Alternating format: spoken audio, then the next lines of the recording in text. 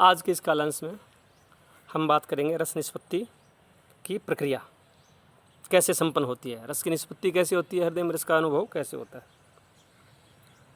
कल हमने बात की थी कि इस भाव दो प्रकार के होते हैं, स्थायी भाव और संचारी भाव। स्थायी भाव हृदय में हमेशा विद्यमान रहते हैं और संचारी भाव जो है वो परिस्थितिवश आते हैं जाते हैं।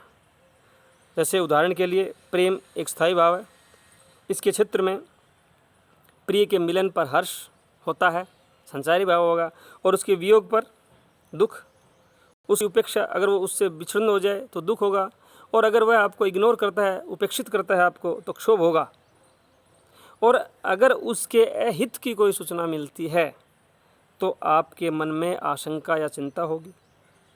ये सारे की सारी अनुभूतियाँ क्षणिक होती हैं, ये कहलाती हैं संचारी भाव। अब प्रश्न ये उठता है कि इन सब से रस की निष्पत्ति कैसे होती है, रस का निष्पादन कैसे होता है। तो आज हम देखेंगे रस निष्पत्ति की प्रक्रिया क्या है। काव्य के अध्ययन से पाठक को रस या आनंद की अनुभूति किस प्रकार होती है, काव्य के अध्ययन से या काव्य के पठन से या काव्य के सुनने से, या इसको अब बात थोड़ा सा और सरलीकरण कहते हैं। आचार्य भरत मुनि ने कहा था नाटक को देखने से अथवा सुनने से आनंद की अनुभूति किस प्रकार होती है।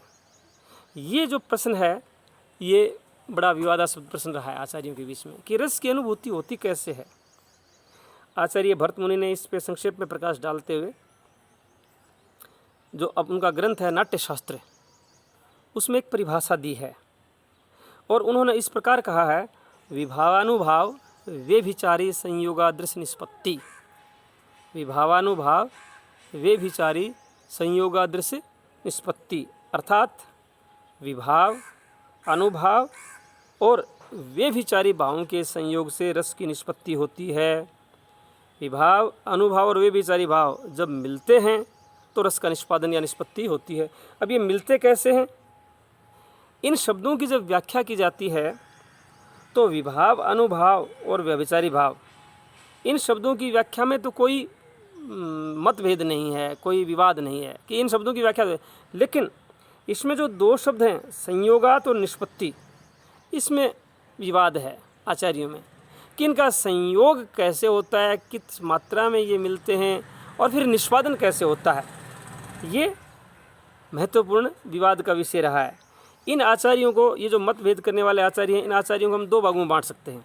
एक तो प्राचीन आचार्य जो संस्कृत के हैं, और दूसरे हैं आधुनिक हिंदी साहित्य के आचार्य। प्राचीन और अर्वाचीन। प्राचीन आचार्यों में भट्टलोलट, शंकुक, भट्टनायक और अभिनवगुप्त आते हैं, और आधुनिक जो हिंदी के आचार्य हैं उनमें आचार्य रामचंद्र शुक्ल, श्याम सुंदर दास, आचार्य डॉक्टर नगेंद्र और बाबू गुलाब राय, इन लोगों के नाम हैं। सबसे पहले हम बात करेंगे संस्कृत परंपरा की। सबसे पहले भट्टलोलट ने इसकी व्याख्या की, और भट्टलोलट जो है उन्होंने उत्पत्तिवाद नाम का एक सिद्धांत दिया। उनका मत उत्पत्तिवाद कहलाता है। उन्होंने जो विभाव, अनुभाव और संचारी भावों को छोड़ते हुए इनके रस सूत्र के जो दो शब्द हैं, कौन कौन से, संयोगात और निष्पत्ति, इनकी व्याख्या मौलिक रूप से करते हुए बताया कि संयोग का तात्पर्य यहाँ संबंध या मेल है।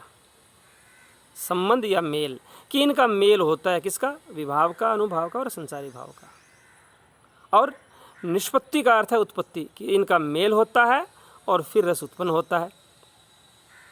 उनका मानना है कि रस मूल रूप से पात्र में ही रहता है। रस जो होता है वो पात्र में होता है, जैसे रामलीला में राम, शकुंतला नाटक में दुष्यंत आदि, ये जो पात्र होते हैं इनमें ही रस होता है। लेकिन दर्शक जब इन पात्रों को अभिनय करता देखता है तो उसे सिप्पी में रजत की भ्रांति हो जाती है और वह आनंद का अनुभव करता है। अर्थात वह जब इनको दृश्य देखता है इनके, और इनको अभिनय करता हुआ देखता है कि राम सीता के वियोग में विलाप कर रहे हैं, दुष्यंत शकुंतला के वियोग में विलाप कर रहे हैं, या वो मिल रहे हैं तो प्रसन्न हैं, तब उसको वहम हो जाता है। जिस प्रकार सिप्पी जो होती है उसमें हमें चांदी का वहम हो जाता है क्योंकि वो चमकती है चांदी की तरह, उसी प्रकार पाठक या दर्शक जो होता है उसको वहम हो जाता है कि ये मूल ही हैं, सब कुछ है। और वह आनंद का अनुभव करता है और उसके मन में आनंद की उत्पत्ति होती है और आनंद का अनुभव करते ही रस का निष्पादन होता है। लेकिन ये मत आगे चल करके कालांतर में मान्य नहीं हो पाया। आगे चल करके भट्ट कहते हैं कि विभावों से रस की उत्पत्ति होती है। विभाव जो होते हैं यानी विभाव, अनुभाव और संचारी भावों की वो थोड़ी व्याख्या करते हुए कहते हैं कि विभावों से रस की उत्पत्ति होती है। संचारी जो होते हैं उनसे रस की पुष्टि होती है और उस रस की पुष्टि होने के बाद अभिव्यक्ति के लिए अनुभवों को काम में लिया जाता है कि अनुभव जो होते हैं वो अभिव्यक्ति कहते हैं। अर्थात रस की अनुभूति कैसे हुई इसका पता और उनको किससे लगता है? अनुभवों से लगता है। इस प्रकार वे रस सामग्री का रस के साथ 3 प्रकार का संबंध बताते हैं कि रस सामग्री जो होती है उसका रस के साथ 3 प्रकार का संबंध है। कैसे? रस और विभाव में उत्पाद्य उत्पादक संबंध है। रस उत्पाद्य है और विभाव उत्पादक है। रस और संचारियों में पोष्य पोषक का संबंध है कि रस जो होता है वो पोष्य है और संचारी उसका पोषण करते हैं। रस और अनुभव में गम में गमक, कि रस और अनुभव में गम में गमक का संबंध है। अर्थात एक प्रकटीकरण करते हैं और पहले अनुभव होता है। अब इस प्रक्रिया को समझने के लिए वो एक बड़ा शानदार उदाहरण देते हैं। वो कहते हैं इस प्रक्रिया को समझने के लिए एक उदाहरण देखिए आप। हम दही की लस्सी का उदाहरण प्रस्तुत कर सकते हैं। जैसे दही, पानी, बर्फ और चीनी आदि को मिलाकर तथा मथकर लस्सी तैयार की जाती है। मूल उपादान क्या है? दही। दही मूल चीज़ है और उससे तैयार क्या होती है? लस्सी। पानी, बर्फ और चीनी, इससे उस लस्सी की गुणवत्ता या तो पुष्ट होती है या बढ़ती है। और मंथन क्रिया जो होती है बिलोने वाली, उससे झाग उत्पन्न होता है और झाग उत्पन्न होते ही हमें ये सूचना मिल जाती है कि लस्सी तैयार हो गई। अर्थात वो अनुभव हुए, अनुभाव।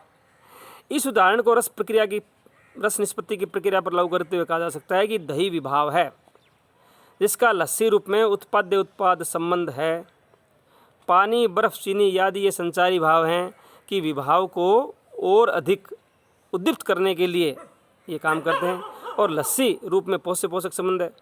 और झाग जो है वो अनुभाव है। अर्थात झाग, जिस प्रकार झाग आने के बाद ये पता लग जाता है कि लस्सी तैयार हो गई, उसी प्रकार अनुभव ये बताते हैं कि अमुक व्यक्ति के मन में इस रस का प्रकटीकरण या उत्पादन हुआ है।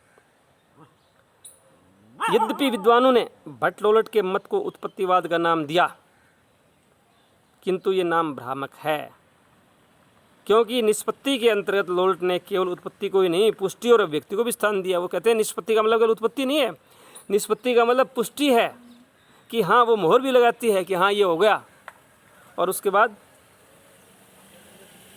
अभिव्यक्तिकरण भी होता है, प्रकटीकरण भी होता है। इस प्रकार भट्ट का ये सिद्धांत है। भट्ट के सिद्धांत के साथ दूसरी रस निष्पत्ति के संबंध में दूसरी समस्या और है। उस प्रश्न का विचार हम अगली कलांश में करेंगे कि रस निष्पत्ति के संबंध में दूसरी समस्या क्या है। दूसरी समस्या जो है उस प्रश्न ये है, आप भी इसके बारे में सोचिएगा कि मूल भाव और नट में क्या संबंध है। कि जो मूल भाव होता है वह नट के अंदर होता है, यानी अभिनेता में होता है, या दर्शक में होता है, या श्रोता में होता है। इस प्रश्न का उत्तर हम अगले कलांश में खोजेंगे या इस विषय में हम आगे बात करेंगे। धन्यवाद।